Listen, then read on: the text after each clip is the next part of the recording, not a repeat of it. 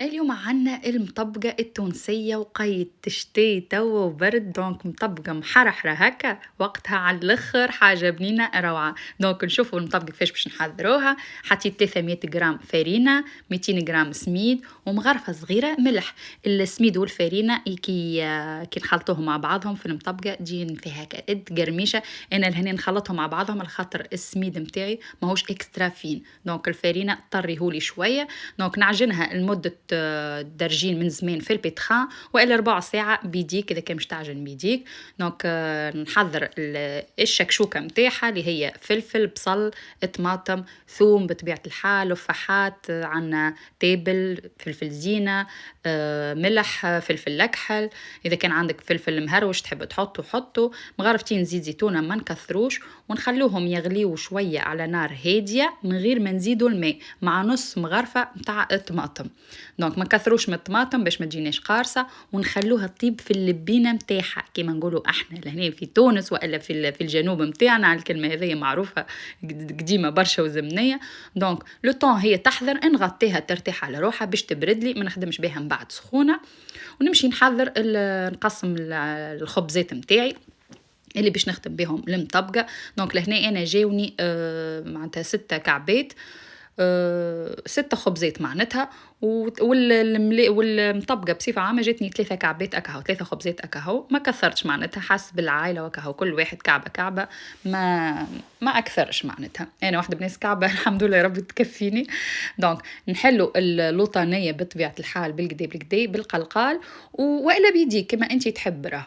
ونحطوا الحشو ما نوصلوش للأطراف ومن بعد نحطوا الكعبة الثانية الشايحة الخبزة معناتها الثانية نحطوها فوقها نلموا الجناب نتاعها مليح مليح. نحطوا الكعبة الأولى تطيب بطبيعة الحال على الغاز.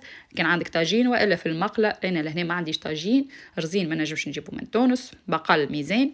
دونك نطيب ديما في المقلة التيفال هذه، نخليها تطيب على روحها تطيب بالكدا اما ما نرصوش برشا باش ما يتيبسلناش. ونتعادى نكمل بقيه الخبزات نتاعي في ساعه في رمشه عين حضرت لي معناتها المطبقه نتاعي. ما نكثروش من الزيت في العجينه باش تسهل علينا الخدمه نتاعها. اذا كان باش تكون مزيته برشا برشا كيما كعبه الملاوي العاديه راهي باش تعبك في اللمين وفي الخدمه وفي كل شيء، لخاطر مش نفس التكستور معناتها نتاع الملاوي كيما نتاع المطبقه. دونك كيف تحب تعملها هكاكا والا تحب تكبر لوطانيه والفوقانيه صغيره وتلفها من الفوق معناتها تدور اللوطانيه على الفوقانيه كيف كيما انت تحب. الطريقه السهله بالنسبه لك انت اخدم بها. دونك نكمل الخبزه الثانيه.